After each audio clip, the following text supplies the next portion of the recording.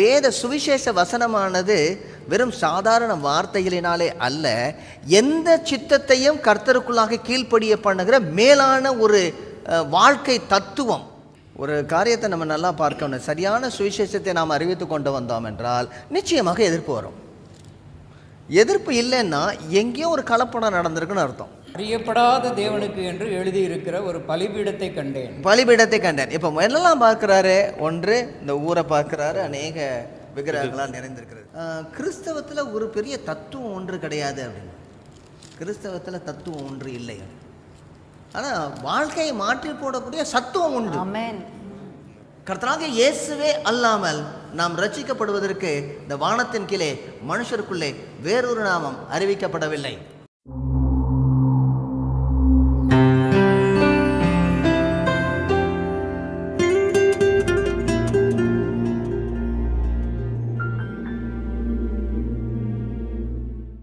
அருமையானவர்களே, இது ஏக்தா நெட்வொர்க் வழங்கும் திருச்சபை அன்றும் என்றும் சால்வேஷன் டிவி நேயர்கள் அனைவரையும் கர்த்தராகிய இயேசு கிறிஸ்துவின் நாமத்திலே வாழ்த்தி வரவேற்கிறோம். இந்த நிகழ்ச்சியிலே நாம் ஆதி திருச்சபை எப்படி சுவிசேஷத்திலே ஆழமாக திடமாக அஸ்திவாரம் இடப்பட்டிருந்தது என்று சொல்லி தொடர்ந்து பார்த்து கொண்டே வருகிறோம். ஆதி அப்போஸ்தலர்களும் சுவிசேஷர்களும் எப்படி சுவிசேஷத்தை அறிவித்தார்கள், அதன் பின்பு அவர்கள் எப்படி சுவிசேஷத்திலே அவர்களை போதித்து வழி நடத்தினார்கள், அஸ்திவாரமிட்டார்கள், திடமிட்டார்கள் என்று சொல்லி நாம் ஆராய்ந்து பார்க்க போகிறோம். கடந்த நிகழ்ச்சியிலே நாம் பார்த்தோம் என்றால் அவர் பவுலடியார் பிசிதியாவில் உள்ள அந்தியோகியாவில் எப்படி சுவிசேஷத்தை அறிவித்தார் என்று சொல்லி அப்போஸ்தலர் 13வது அதிகாரம் 14 முதல் 42 வசனங்களை பார்த்து கொண்டு வந்தோம். இந்த பகுதியில் ஸ்தேவான் போலவே பவுலடியாரம் பேசினதை நாம் பார்க்கிறோம். அதாவது பழைய ஏற்பாட்டிலிருந்து முழுவதுமாக நாம் இதை பார்க்கும் பொழுது ஒரு காரியத்தை குறித்து அது ஆழமாக யோசித்தோம். எப்படி நாம் பிள்ளைகளுக்கும் புதிதாக வரக்கூடியவர்களுக்கும் முழு சுவிசேஷத்தையும் கொடுப்பது என்று சொல்லி பார்க்கிறோம். அதாவது ஒரு பேனோராமிக் பிக்சர், ஒரு பெரிய ஒரு படத்தை காட்டுகிறோம். பின்பதாக நாம் பார்த்தோம் என்றால் பவுலடியார் லிஸ்திராவிலே உள்ள படிக்காத குருட்டாட்டம் உள்ள மக்களுக்கு முன்பதாகவே சுவிசேஷம் அறிவித்து வந்திருந்தாலும் பின்பதாக 14வது அதிகாரத்தில் அவர் ரொம்ப ரத்தன சுருக்கமாக அவர் சொல்கிறார். இப்பொழுது நாம் அதற்கு பின்பதாக நாம் தெசலோனிக்கே பட்டணத்திற்கு வந்தோம். தெசலோனிக்கே பட்டணத்திலும் என்ன நடந்தது என்று சொல்லி பார்த்தோம். அதோடு கூட தெசலோனிக்கேயருக்கு எழுதின நிருபத்தையும் பார்த்தோம். அந்த நிருபத்தில் நாம் பார்க்கும்பொழுது அவர்கள் சுவிசேஷத்தில் சரியானபடி திடப்படவில்லை என்றும் அதனாலே அவர்கள் எல்லோரும் சோம்பேறிகளாக உட்கார்ந்து கொண்டு இருந்தார்கள் என்று சொல்லியும் சில தவறான காரியங்கள், அதாவது பாவமான காரியங்களும் ஈடுபட்டிருந்தார்கள் என்று சொல்லியும் அதற்கு அடுத்ததாக வீண் அலுவல்காரர்களாய் அவர்கள் தெரிந்து கொண்டிருந்தார்கள் என்று சொல்லி பார்க்கிறோம். பவுலடியார் என்ன செய்கிறார்? நீங்கள் சுவிசேஷத்தை சரியானபடி அறியாதனால இந்த பிரச்சனை என்கிறார். இன்று நாம் என்ன செய்கிறோம்? அத்தேனே பட்டணத்திற்கு பவுலடியாரை லூக்கா கொண்டு போவதை நாம் பார்க்கிறோம். இந்த பகுதி ரொம்ப விசேஷமான ஒரு பகுதி. ஏன்னா லூக்கா யார்? அவர் யூதரா, யூதர் அல்லாதவரா, கிரேக்கரா? யார் அவர்? யூதர் அல்லாதவர், அதாவது கிரேக்கர்.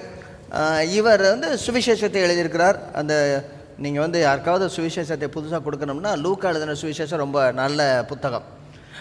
அதோடு கூட அப்போஸ்தலர் நடவடிக்கைகளையும் எழுதுகிறார். அவருடைய முக்கியமான நோக்கம் என்ன? எப்படியாவது பவுலடியாரை அந்த உலகத்தினுடைய தத்துவத்தினுடைய மையம் என்று சொல்லக்கூடிய அத்தேனே பட்டணத்துக்கு கொண்டு செல்ல வேண்டும். ஏனென்றால் வேத சுவிசேஷ வசனமானது வெறும் சாதாரண வார்த்தைகளினாலே அல்ல, எந்த சித்தத்தையும் கர்த்தருக்குள்ளாக கீழ்ப்படிய பண்ணுகிற மேலான ஒரு வாழ்க்கை தத்துவம், வாழ்க்கை முறைமை என்று சொல்லலாம். ஐடியாலஜின்னு சொல்லுவாங்களா, த கிரேட்டஸ்ட் ஐடியாலஜி சுவிசேஷம். அதை கொண்டு போய் என்ன சொன்னோம்? மார்ஸ் மேடையில் அவர் பிரசங்கம் பண்ணி வைக்க வேண்டும் என்று அதை மிகவும் அழகாக எழுதுகிறார். எத்தனையோ பகுதிகள் அவர் சுருக்கமாக எழுதியிருந்தாலும் இந்த பகுதியில் ரொம்ப தெளிவாக எழுதுகிறார். அத்தேனே பட்டினத்திற்கே வருகிறார்கள். அப்போஸ்தலருடைய நடவடிக்கைகள் 17வது அதிகாரம் 16 முதல் 34 வசனங்களை நாம் படிப்படியாக வாசிக்க போகிறோம். இந்த பகுதியை நீங்கள் வாசிக்கும் பொழுது 2 காரியத்தை நீங்கள் ஞாபகத்தில் வைத்துக்கொள்ள வேண்டும். ஒன்று, அதில் கூறப்பட்டிருக்கிற வேத சத்தியம் என்ன, எதை குறித்து பேசுகிறார். நீங்கள் இந்த வேத சத்தியம் என்ன என்று பார்க்கும் பொழுது அதனுடைய பின்னணியத்தையும் பார்க்க வேண்டும். இரண்டாவதாக, அந்த வேத சத்தியத்தை என்ன முறையிலே சொல்லுகிறார், யாருக்கு எப்படி எங்கே எப்படி சொல்ல வேண்டும் என்று சொல்லி அவருக்கு நன்றாக தெரியும். விருத்த சேதனம் உள்ளவர்களுக்கு விருத்த சேதனம் உள்ளவர்களைப் போலவும், விருத்த சேதனம் இல்லாதவர்களுக்கு விருத்த சேதனம் இல்லாதவர்களைப் போலவும் அவர் சொல்லிக் கொண்டு வருகிறார். அந்த 2 காரியத்தையும் நீங்கள் வந்து கவனித்து கொண்டே வரணும்.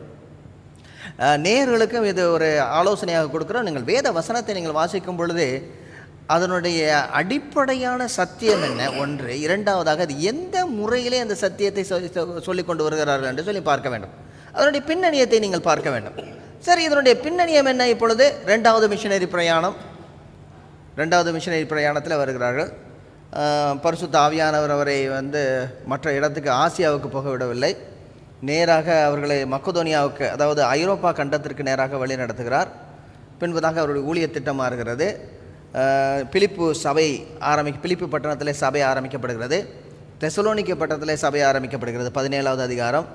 அதற்கு அடுத்ததாக பெரோயா பட்டணத்தில் உள்ளவர்கள் மனோவாஞ்சையாக இருந்தவர்கள், எனவே அங்கே சபை ஆரம்பிக்கப்படுகிறது. தொடர்ந்து எல்லா இடத்திலும் எதிர்ப்புகள் வந்து கொண்டு இருக்கிறதுன ஒரு காரியத்தை நம்ம நல்லா பார்க்கணும். சரியான சுவிசேஷத்தை நாம் அறிவித்து கொண்டு வந்தோம் என்றால் நிச்சயமாக எதிர்ப்பு வரும். எதிர்ப்பு இல்லைன்னா எங்கேயோ ஒரு கலப்படம் நடந்திருக்குன்னு அர்த்தம். நிச்சயமாக. ஏனென்றால் நம் கொடுக்கக்கூடிய சுவிசேஷமானது எப்படிப்பட்டது? இந்த கவுண்டர் கல்ச்சர், எதிர் நீச்சல் போடக்கூடிய கல்ச்சராக இருக்கும். அவங்க வந்து ஒரு பாதையில் போயிட்டுருப்பாங்க, இப்படி இல்லை.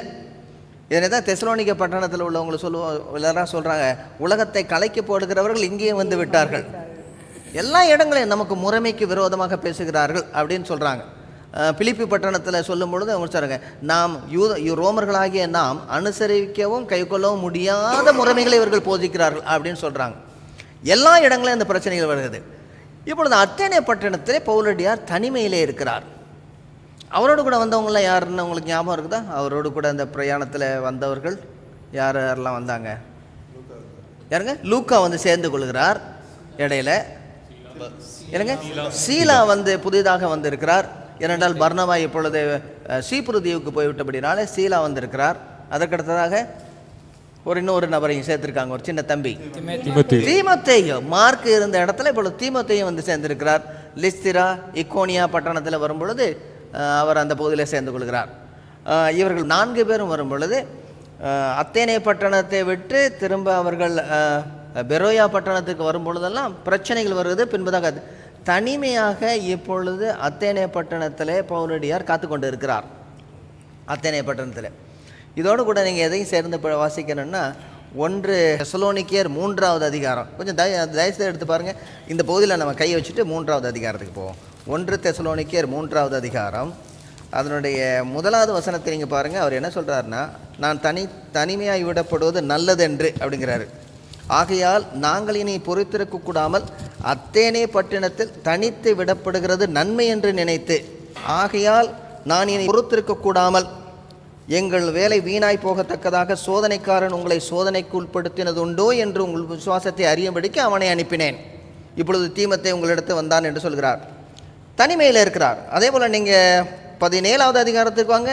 அப்போஸ்தலர் நடவடிக்கைகள் 17வது அதிகாரம் 16வது வசனத்தை வாசிப்போம். தயவுசெய்து வாசிங்க.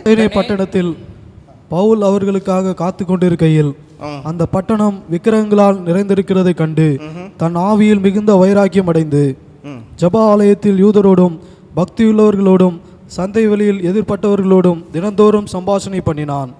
பவுலடியார் அங்கே போய் வந்து பிக்னிக் போகலை. அதாவது ஊழியக்காரங்களுக்கு நாங்களாம் நிறைய இடங்கள்லாம் போயிருக்கோம், வட இந்தியாவில் நிறைய இடங்கள் போயிருக்கோம். ஒரு பிக்னிக் போகணும், ஒரு ஸ்பாட்டுக்கு போகணுங்கிறதுக்கு ஞாபகம் வராது. வட இந்தியாவில் எத்தனையோ ஒரு இடங்கள் நாங்கள் இருந்தபோது இந்த ஆக்ரா போய் பார்த்தது கிடையாது. ட்ரெயினில் வரும்போது ஆக்ரா பேடா வாங்கியிருக்கோம். ஆக்ரா போய் பார்க்குறதுக்கு நேரம் கிடையாது. கேட்பாங்க, நீங்களாம் பார்த்துருக்கலாம், இங்கே சென்னையிலேயே மெரினா பீச் பார்த்தீங்களான்னு எல்லோரும் கேட்பாங்க. நம்மள்ட்ட நேரம் இல்லை நமக்கு. போக வேண்டாம்னு சொல்லலை. பவுலடியார் இந்த இடத்துல என்ன செய்கிறாருன்னா, சும்மா இருக்கும் பொழுது, அதாவது தனிமையில் இருக்கும் பொழுது கொஞ்ச நாள் ரெஸ்ட் எடுப்போம் அப்படின்னு இல்லை. அதுக்கடுத்தது எல்லா இடத்துலையும் போய் பார்க்கும்போது சுற்றி பார்ப்போம். ஏன்னா அத்தேனே பட்டணத்தில் சுற்றி பார்ப்பதற்கு ஏகப்பட்ட இடங்கள் இருக்கிறது. கட்டடக்கலையில் மிகவும் பெயர் போனது, நிறைய கோவில்கள் இருக்கின்றன. அப்படியெல்லாம் சுற்றி பளிங்கில் கட்டப்பட்ட கோவில்கள், அதெல்லாம் போய் சுற்றி பார்க்கவே இல்லை. ஏன்னா என்ன நோக்கத்திற்காக வந்தன்னு இருக்குது அவருக்கு. சுற்றி பார்க்குற நோக்கத்துக்கு வந்தவங்க சுற்றி பார்ப்பாங்க. சுவிசேஷ ஊழியத்தை பண்ணணும்னு வந்தவங்க சுற்றி பார்க்க வரமாட்டாங்க. சுற்றி பார்க்கும் பொழுது தான் அவங்களுடைய நோக்கம் என்னவாக இருக்கும்? சுவிசேஷமாக தான் இருக்கும். நீ எதற்காக அழைக்கப்பட்டாயோ அப்படின்னு நீங்கள் இதில் 6 காரியங்களை நீங்கள் பார்க்க வேண்டும். 6 காரியங்களை இந்த பகுதி முழுவதாக பார்க்கிறோம். முதலாவதாக பவுலடியார் என்ன பார்த்தார்? முதல்ல ஞாபகம் வச்சுங்க, அதில் எழுதி வச்சுக்கணும். என்ன பார்த்தார்? What did Paul see? என்னவெல்லாம் பார்த்தார்? ஏன்னா ஒரு சுவிசேஷத்தை நாம் ஒரு இடத்துல அறிவிக்கிறதுக்கு முன்பதாக என்ன செய்யணும்? சுற்றி பார்க்க வேண்டும். கண்ணை மூடிட்டு நம்ம எடுத்தான் பிடிச்சான்னு சுவிசேஷத்தை சொல்ல முடியாது. அதாவது என்ன சொன்ன, சர்வே ஒர்க் மாதிரி. ரெண்டாவதாக என்ன உணர்ந்தார்? What did he feel? இரண்டாவதாக பார்க்க வேண்டும். மூன்றாவதாக என்ன செய்தார்? பார்த்தார், உணர்ந்தார், அடுத்ததாக என்ன செய்தார்? பார்த்துட்டு நாங்கள் ஜெபம் பண்ணிட்டு போகிறோமேன்னு சொன்னாரா? இல்லை ஜெப நடைக்காக வந்தோன்னு சொன்னாரா? ஜெபம் மட்டும் பண்ணிட்டு போயிடுவாங்க அப்படின்னாரா? ஓகே. அடுத்ததாக என்ன அறிவித்தார் அல்லது என்ன பேசினார்? What did he preach? மூன்றாவதாக என்ன சாதித்தார்? இவ்வளவு செஞ்சிருக்கார்ல, என்ன சாதனை அவருக்கு கிடைத்தது?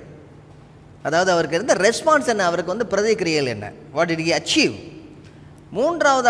ஆறாவதாக நாம் பார்க்கிறோம், அவர் மூலமாக நாம் கற்றுக்கொள்ள வேண்டிய பாடம் என்ன? What did he teach us?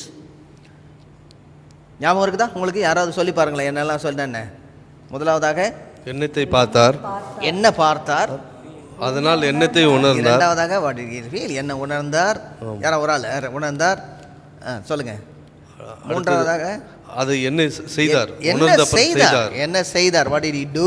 அதுக்கு அடுத்ததாக என்ன அறிவித்தார்? என்ன செய்தார்? என்ன அறிவித்தார்? அது நான்காவதாக. ஐந்தாவதாக என்ன சாதித்தார்? அவருக்கு கிடைத்த ரிசல்ட் என்ன?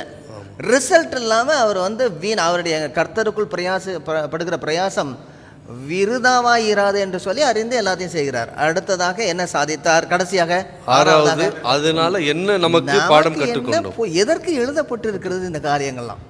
நம்ம இதன் மூலமாக என்ன அறிந்து கொள்ள வேண்டும்? எப்படி நாம் சுவிசேஷத்தை அறிவிக்க வேண்டும்? சரி, முதலாவதாக நாம் பார்ப்போம்.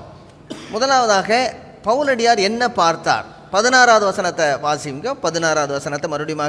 அத்தேனே பட்டணத்தில் பவுல் அவர்களுக்காக காத்து கொண்டிருக்கையில் அந்த பட்டணம் விக்கிரகங்களால் நிறைந்திருக்கிறதை கண்டு, அங்க ஒரு பார்வை, விக்கிரகங்களால் நிறைந்திருக்கிறதை கண்டு தன் ஆவியில் மிகுந்த வைராக்கியம். அதுக்கு அடுத்தது பார்ப்போம். பின்னாடி உள்ள பகுதியில் அவர் மறுபடியும் வர்றாரு. என்ன செய்யறாரு? 22வது வசனத்துல பார்ப்போம். 22வது வசனத்துல என்ன சொல்றாரு? என்ன சொல்லப்பட்டிருக்கிறது? அப்பொழுது பவுல் மார்ஸ் மேடையின் நடுவிலே நின்று, அத்தேனரே, எந்த விஷயத்திலும் நீங்கள் மிகுந்த தேவதா பக்தியுள்ளவர்கள் என்று காண்கிறாங்க. அது ஒரு பார்வை. இங்கே முதலாவதாக ஒரு பார்வை பார்க்கிறார், இரண்டாவதாக ஒரு பார்வை பார்க்கிறார். என்ன பார்க்கிறார்? ரெண்டு இடத்துல அவர் என்ன அவர் பார்ப்பதனுடைய பார்வை என்னவா இருக்கிறது? நிறைய சிலைகள் இருக்குது, விக்கிரகங்கள். வேற என்ன? விக்கிரக ஆராதனை இருக்கிறது. அவர்கள் மிகுந்த பக்தி உள்ளவர்கள். ரொம்ப பக்தி மிஞ்சி போன, அது பார்ப்போம், அது எப்படி பக்தின்னு பார்ப்போம். மிகுந்த தேவதா பக்தி உள்ளவர்கள் என்றும் காண்கிறேன் எல்லா இடங்களும். நிறைய பக்த கோடிகள் அங்க. ஆமா, இன்னொன்னும் பார்த்திருக்காரு அவரு. இன்னொரு என்ன பார்த்து 23வது வசனத்தை பாருங்க. எப்படி என்றால், நான் சுற்றி திரிந்து, ஆமா சும்மா இருக்கல, அவரை சுற்றி ஆராதனைக்குரியவைகளை கவனித்து பார்த்த போது, சும்மா பார்க்கறது இல்ல, கவனித்து பார்த்த பொழுது, he pay attention, ஒவ்வொன்றையும் அவர் ஆராய்ந்து பார்க்கிறார். கவனித்து பார்த்த போது என்ன பார்க்கிறாரா? அறியப்படாத தேவனுக்கு என்று எழுதி இருக்கிற ஒரு பலிபீடத்தை கண்டேன். இப்ப என்னெல்லாம் பார்க்கிறாரு? ஒன்று, இந்த ஊரை பார்க்கிறாரு, அநேக விக்கிரகங்களால் நிறைந்திருக்கிறது. இந்த வார்த்தையை நீங்க கவனித்தீங்களா? அந்த பட்டணம் விக்கிரகங்களால் நிறைந்து இருக்கிறதை கண்டு. என்ன சொல்ல வர்றாரு? நிறைந்திருக்கிறதை கண்டு. நிறைந்திருக்கிறது, ஒரு இடமும் விடல, ஒரு இடமும் விட்டு வைக்கல. ஒண்ணு, ஃபுல்லா எல்லா இடத்துலயும் இருந்துச்சு. ஒருவேளை தெருவுக்கு ஒரு 4, 5, 6 இருந்திருக்கும். தெருவுக்கு 4, 5, 6, வீட்டுக்கு ஒண்ணா இருந்திருக்கும். வேற என்ன இருந்திருக்கும்? அதாவது இந்த வசனத்துக்கு சரியான அர்த்தம் என்ன? அதாவது காடு போல இருந்து, நம்ம இன்னொன்று சொல்லுவோம், அப்படியே மூலிகை கிடைக்குது அதுல அப்படின்னு சொல்றாங்களே அப்படின்னு, அல்லது பிடிக்கப்பட்டு இருக்கிறது, அல்லது பீடிக்கப்பட்டு இருக்கிறது, அதுதான் ஃபுல்லா கண்ட்ரோல் பண்ணுதுங்கிறாரு. விக்கிரக காடுங்கிறாரு, விக்கிரகங்களால் மூலிகை கிடக்குதுங்கிறாரு, விக்கிரக காட்டுக்குள்ள இருக்குங்கிறாரு, அதனால பீடிக்கப்பட்டு இருக்கிறதுங்கிறாரு. அந்த நாட்களில் சிலர் சொன்ன காரியத்தை நான் உங்களுக்கு வாசிக்கிறேன். ரோம சாம்ராஜ்யத்தில் இருப்பதை விட, இது ஒருத்தர் எழுதினார், அவங்களே சொன்னது, தத்துவ ஞானிகளில் ஒருத்தர் எழுதியிருக்கிறார், ரோம சாம்ராஜ்யம் முழுவதும் இருப்பதை விட அத்தனே பட்டணத்தில் உள்ள சிலைகளின் எண்ணிக்கை வெகு அதிகம். யோசிச்சு பாருங்க. இப்ப ரோம சாம்ராஜ்யம் முழுவதும் எத்தனை இருக்கும், அதை விட அதிகம் இங்க ஒரு பட்டணத்துல. அதுக்கடுத்தது இன்னொன்று எடுத்து சொல்றாரு, இவ்வளவு எண்ணிக்கையில விக்கிரகங்களை வேறு எந்த இடத்திலும் ஒருவரும் காண முடியாது அப்படிங்கிறார். இன்னொருத்தர் ரொம்ப வேடிக்கையாக சொல்றாரு. அவருடைய விகடகவி, அவர் பேர் வந்து பெட்ரோனியஸ் என்ற விகடகவி. விகடகவினா ஏளனமாய் பேசுவார், ஏளனமாய் பேசி தான் எல்லாத்துக்கும் காரியத்தை வெளிப்படுத்துகிறவர். அவர் என்ன சொல்றாரு, அத்தேனே பட்டணத்தில் மனிதர்களை சந்திப்பதை விட அதிகமான விக்கிரகங்களை பார்க்கக்கூடிய அளவிற்கு எங்கள் மார்க்கத்தில் ஏராளமான விக்கிரகங்கள் உண்டு அப்படிங்கிறாரு. மனுஷனை பார்க்க முடியாது, ஆனால் எந்த போகிற இடத்துல எல்லாம் என்னத்தை பார்க்கலாம், விக்கிரகங்களை. இந்த நாளில் நம்ம சொல்லுவோமே, நம்ம ரோட்டில் போனோம்னா நிறைய மாடை தான் பார்க்கலாம் காரை விட அப்படின்னு, அந்த அளவுக்கு போயிடுச்சு.